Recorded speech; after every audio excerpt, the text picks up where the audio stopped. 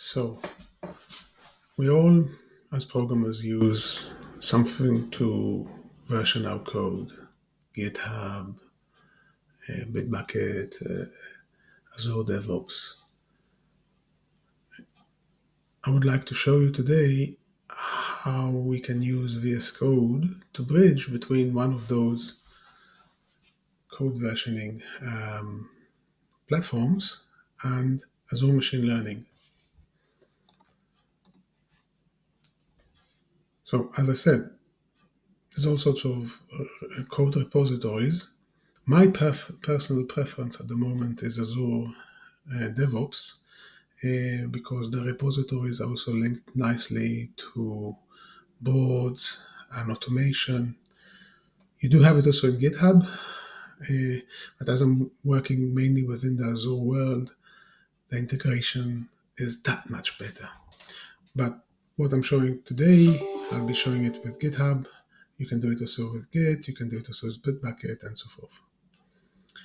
So, as a programmer, you can communicate with GitHub either through a graphical user interface, or most of the people I know just use the command line git clone, git pull, git commit, and all that stuff. And what I'm going to show you today is to do it in Azure Machine Learning. One of the benefits of this is obviously you have access to a significant better compute, better IDE, and a better environment for teamwork sharing. One way of doing it is you're treating the Azure Machine Learning as a compute on steroids.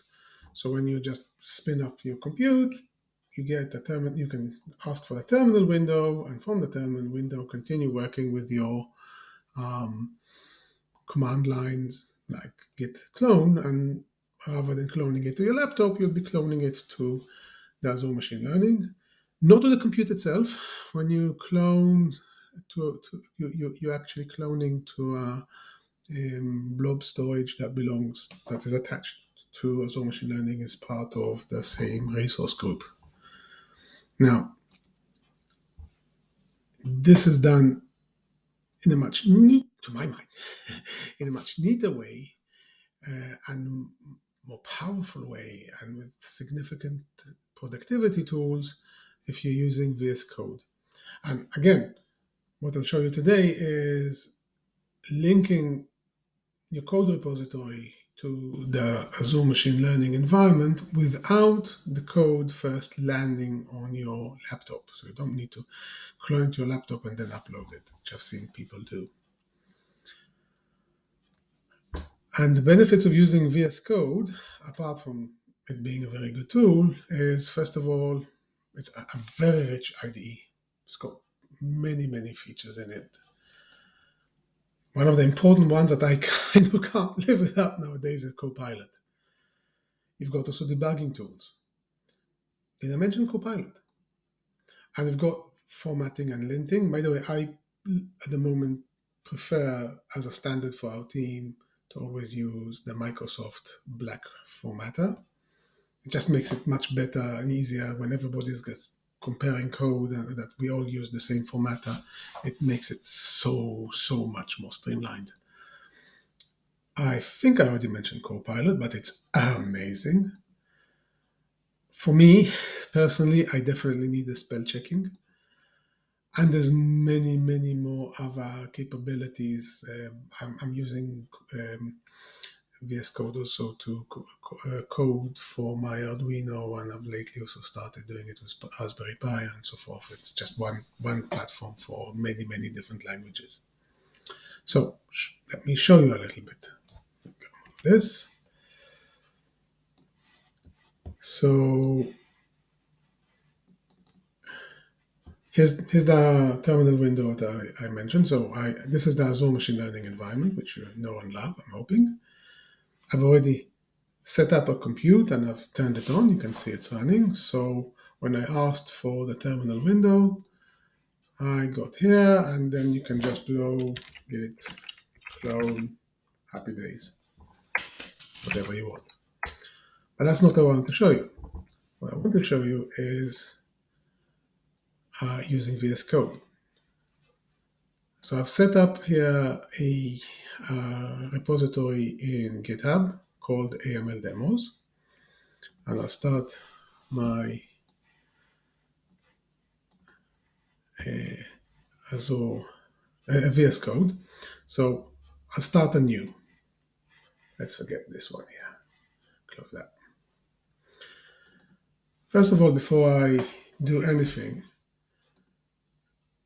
in the extensions, Azure Machine Learning.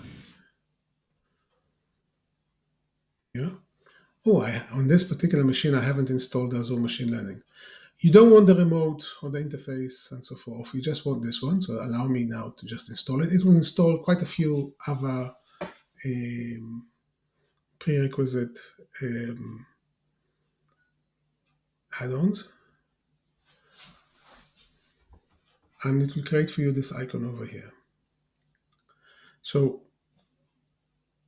my recommendation is always start your session by ensuring that you go to your Azure Machine Learning environment, you go to the compute, and you turn it on. You can connect and sign in and turn on the compute from Azure Machine Learning. From my experience, I have learned that there are organizations that have set up their security in such a way that VS Code will not know that you're logged in and so forth and won't allow you to log in. So it's better to do this login in this order. First Azure Machine Learning, turn on your compute, now go back to your VS Code and say, okay, I would like please to ask me to sign in a second. Sign into Azure. And you do need to have a lot of patience sometimes at the beginning, but then it makes your life so much better. Patience pays. So I will go with my Hotmail account and not with my business account. And I'm signed in. So when I go back to VS Code now, you can see here that I'm connected to the free trial account. And there's an Azure Machine Learning demos. I'll just show you this when I go to portal. Oh, where did I go? Portal.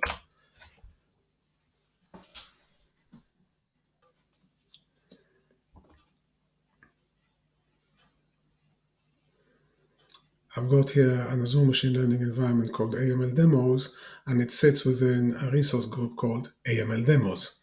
And for other reasons, I mean, later on, I'll get to setting up maybe Ray and a Dask within Azure Machine Learning. That requires also a virtual network. So I already did it, so I have it. So if we go back to the VS Code, what I will do now is I'll go to the compute, and I've set up just a compute instance. I've got only one here. It's running, happy days. Right mouse click, get this menu, context menu, and I say connect. Now what happens is it installs some stuff on the compute itself. And from my experience, you might find that your organization has blocked some particular Microsoft URLs, and you will need to whitelist them in a particular way. You need to contact your IT. I'm lucky to work with some great people who know what they're doing and open those ports for me on client side.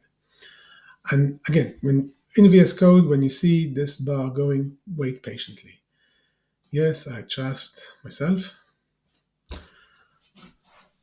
And you can see here, it was that 5 over there that appeared and disappeared was it was installing all sorts of extensions on the compute itself. Do you want to enable it? Yeah. Okay, so now here what happens is you can see now my folder structure within Azure Machine Learning, all the users. This is not linked to any repository. And if I go back to the Azure Machine Learning, in the notebooks, you'll see that actually I do not have anything here. If I'll create a file, then you'll see it also. Let's just for the fun of it, demo. There's a notebook. It's on the machine learning. Yeah. You can see I've just gone to a virtual environment. So I'm getting all these messages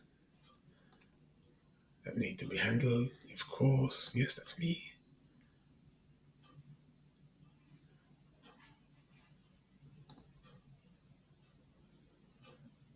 Here we are. Just patience, that's all it needs. And I'll do just print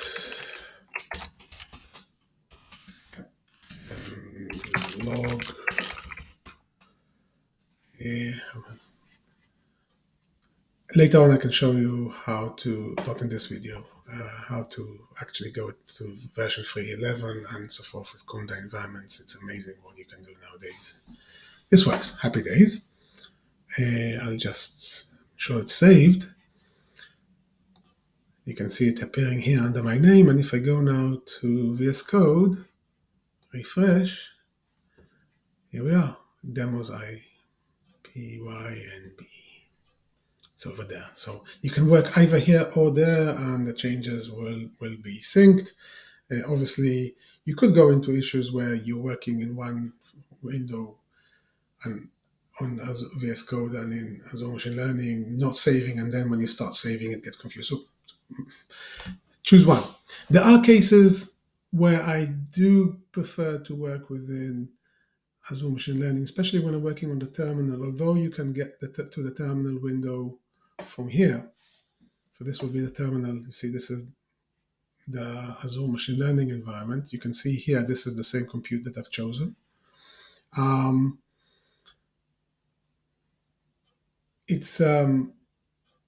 There's some particular environment settings that I find it much easier to work with, especially when you're defining new Conda environments and running some Conda code, to do it within the Azure Machine Learning environment. So if I already showed you that, so you know that I am using this compute, and I've just gone into the notebook. It's detecting the kernels. So I say, okay, I want to work with a particular kernel. Let's work with the Python 3.10. This is the compute on Azure Machine Learning, not my compute on my laptop. So these are the kernels that are installed there. If I create my own kernels, Conda environments, I can choose them from here. But you need to know how to do that. It's not hard. It's documented nicely, but I'll show it in a different session. And if I just run this, let's say captain's log, day 2, and that, here we are. I can also save it, Control S, saved it, close it, happy days. So that's just working with VS Code connecting to Azure Machine Learning. Now that I'm connected to the compute, so the order is go to Azure Machine Learning, turn on your compute, go to VS Code, connect to the compute. Now we can connect to GitHub or Azure DevOps. I usually work with Azure DevOps. So if I go to command palette and I write git clone, oh, there we are, git clone over there. I need to provide the URL. So if I go back to my repo over here, I'll just copy this over here. And oh, I lost that, so I'll just command palette, git clone. I'll go slow here. So I've put the URL, I say clone. Now it's asking me where to go to. So this is the Azure environment. If I go back to the VS Code in the terminal window, where's the terminal window gone? Let me just start it again. Terminate. I'll just go from here, for instance. Terminal window. You can see that actually we are my folder called Elikling is under Home, Azure Users, Cloud Files, Code, Users, Elikling. I usually create a new folder under my name called Azure DevOps for repositories I cloned from Azure DevOps. And I'll create now a new one called GitHub for repos I cloned from GitHub. So now when I go back to select where I am, I'm home Azure users. I go to cloud files, code, users. Here's my name. And underneath that, I created those two new folders, Azure DevOps and GitHub. We'll clone it to GitHub, and that's it. Because now when I do the git clone, like any other git clone, it will create a new folder. Here we are, it's cloning. I would like to open it, thank you.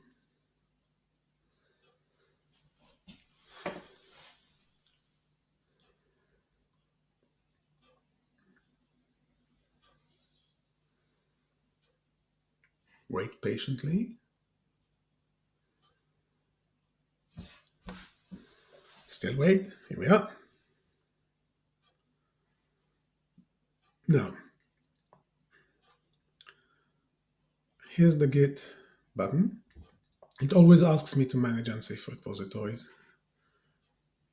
Elikling, Git, yep, I'm happy with that. So now what I have is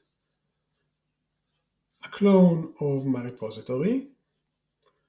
I've got just the README there really, and a git ignore because I started a fresh repository. If I go to my Azure Machine Learning environment, I just refresh a little bit, GitHub, here we are, AML demos, here's my README. So if I go to the README, for instance, demos working with Azure Machine Learning, nicely, just making change. I save this, Control S. If I go now here, then you can see under the changes that I've done a change to the README. One important thing to note is I'm working at the moment on the main over here. You can see down here. If I click on that, had I had other branches, I could have chosen the other branches. When I choose another branch, that branch will be also active in Azure Machine Learning. So if I go to the Azure Machine Learning environment, I will see the code as it looks like in the branch. So if I make a change there, it changes in the branch. Okay, so I've made a change to main. I would like to write a commit. So let me write a commit message like a small change to you can just commit it and continue collecting commits. Or what I usually do is I'll do, let's do a commit and sync.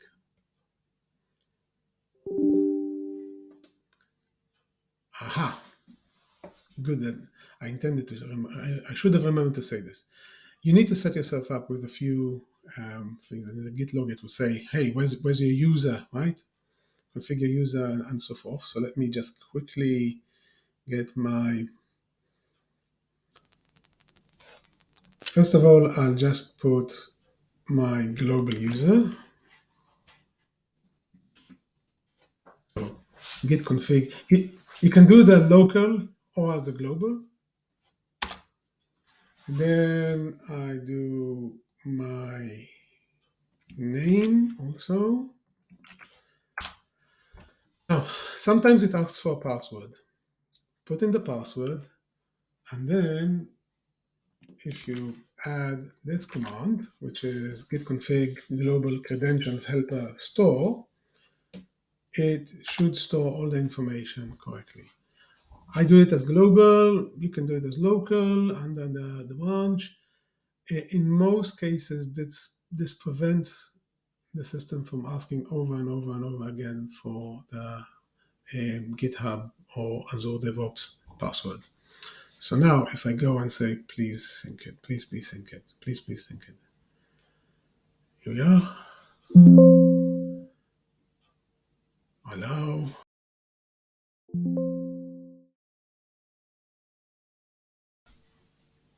So back to VS Code. One needs to wait patiently. It's signing in because I've got obviously the Copilot. So it needs to authenticate, allow extension, yeah.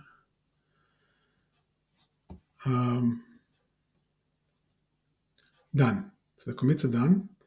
If we go now to GitHub, readme,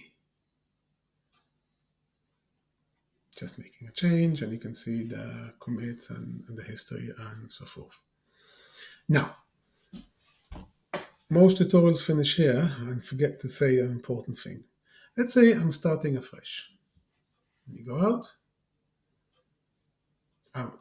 Remember, the Azure Machine Learning is still on.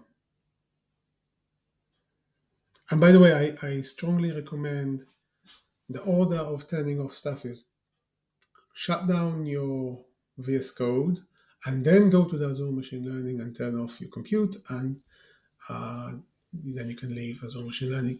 If you turn off the compute earlier, or if the compute shuts down automatically, you can recover from that. But I always worry that it not always will work nicely. So here we are. New day, new session. I've got already the repo cloned. I don't need to clone it again. So as you can see, it remembered my last session and it wants to connect to the remote on its own. So that's fine. If it doesn't, then best thing to do is to go and say, please, in the command palette, you go say Azure sign out, right? And then you repeat the process of connecting and so forth. As you can see here, it's connected nicely. So happy days, I'm already within my repo. Let's say I create a new window now. It doesn't know about that. On my new computer. Here we are. Not connected to anything. I go to the Azure Machine Learning extension.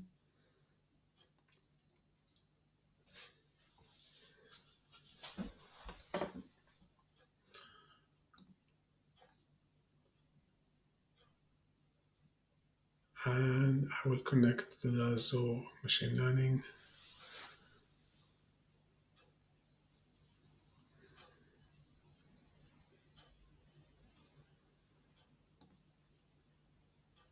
Where we are, the compute.